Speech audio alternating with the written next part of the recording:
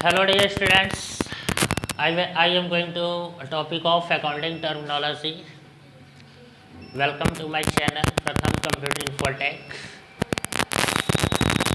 Accounting में कुछ terms को समझेंगे आज।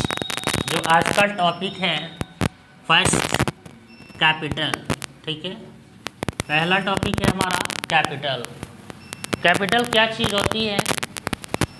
कैपिटल को अगर फाइनली देखा जाए हिंदी में तो पूंजी कहा जाता है। ठीक है, कैपिटल पूंजी होती है बिजनेस लैंग्वेज में।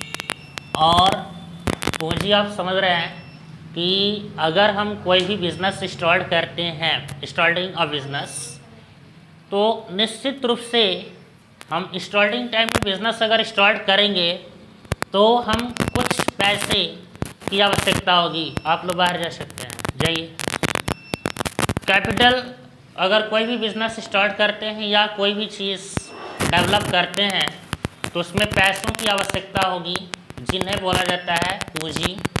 फॉर एग्जांपल, हमने बिज़नेस को स्टार्ट किया 10,000 रुपये लेकर के, 10,000 रुपये लेकर के हमने बिज़नेस को स्टार्ट किया।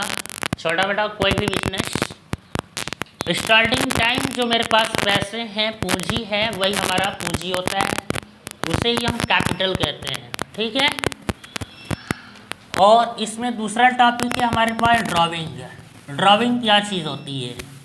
अगर हम इसको देखें हिंदी में तो ये होता है आहरण। अकाउंटिंग टर्मिनोलॉजी में एक ड्राइंग शब्द होती है। This is the most important topic for the accounts. Drawing है क्या चीज़? अक्सर बच्चे कन्फ्यूज़न में रहते हैं। तो जो हमने पूंजी लगा रखी है किसी बिज़नेस को स्टार्ट करने में, जो भी हमने बिज़नेस को स्टार्ट करने में पूंजी लगाया, उस पूंजी को, उसी पूंजी में से जो बिज़नेस का ओनर होता है, ठीक है, बिज़नेस का ओनर, ये ओनर क्या करेगा? इस पैसे में से जो भी अमाउंट अपने पर्सनल यूज के लिए खर्च करता है, इन्वेस्ट करता है, वह उसकी ड्राइंग कहलाएगी। फॉर एग्जांपल, हमने क्या किया, बिज़नेस को 10,000 रुपये में स्टार्ट किया और हमने ऑफिशियल यूज या अपनी पर्सनल मेंटेनेंस, मोबाइल खर्च, पर्सनल पैंट शर्ट कपड़े, ड्रेसअप मेंटेन के लिए हमने यूजिंग जो भी इन्वेस्ट किया, तो इसमें से मान लीजिए कि हमने 2,000 रुपये इन्वेस्ट कर दिया अपने ऊपर, तो हमारे पास 8,000 रुपया क्या हो गया? पूंजी, और 2,000 रुपये इसकी क्या हो गई? ड्राइंग के रूप में खर्च हो गई। तो ये बात समझ आ रही है, ड्राइंग और कैपिटल। अब इसके बाद हम थोड़ा सा बात करेंगे गुड्स के बारे में। एक लायबिलिटी होती है, फिर भी एसेट्स होती है। इसकी क्लास, लायबिलिटी और एसेट्स की क्लास थोड़ी लंबी है, नेक्स्ट वाली क्लास में मिलेगी। फिलहाल हम गुड्स के बारे में, छोटा टॉपिक है, इसको हम देखते हैं। गुड्स जो होता है, जो भी हम बिज़नेस स्टार्ट करते हैं तो उस बिज़नेस में सामान डालते हैं ना, उसी को गुड्स कहा जाता है।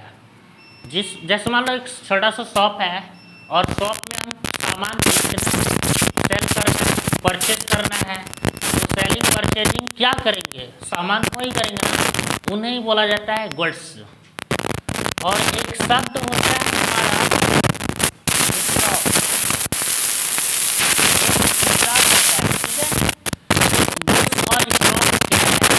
मतलब होता है वस्तुओं का संग्रह, कलेक्शन ऑफ गुड्स।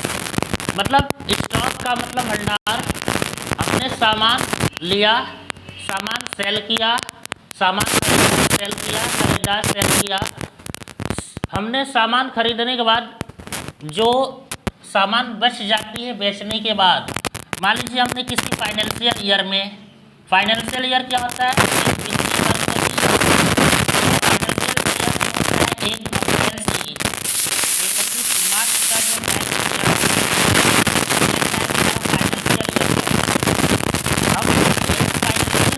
में मान लीजिए कि हमने सामान खरीदा 100 पीस, बुक खरीदा, किताब, हमने 100 पीस किताब खरीदा, बुक खरीदा, और परचेस करने के बाद हमने पूरे साल में यानी पूरे फाइनेंशियल ईयर में मान लीजिए कि हमने 70 पीस बेच दिया, हमने 70 पीस सेल कर दिया, तो जो 70 पीस सेल होगी वो तो रकम है, लेकिन हमारे पास 100 पीस में से 70 पीस माइनस करेंगे तो मेरे पास क्या बच जाएगा, 30 पीस।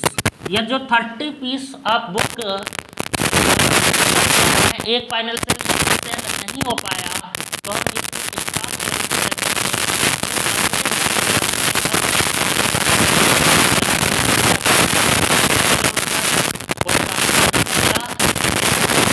हैं वह स्टाफ के रूप में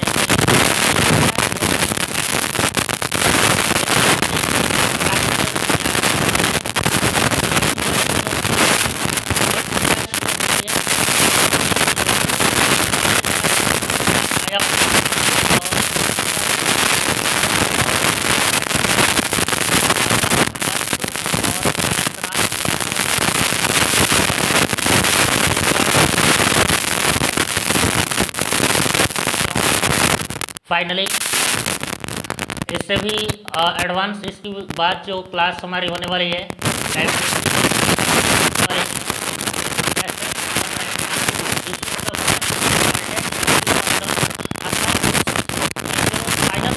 भी काम करता है, बैलेंस शीट बनाने में काम करता है, लायबिलिटी एसेट्स, ठीक है। तो इसके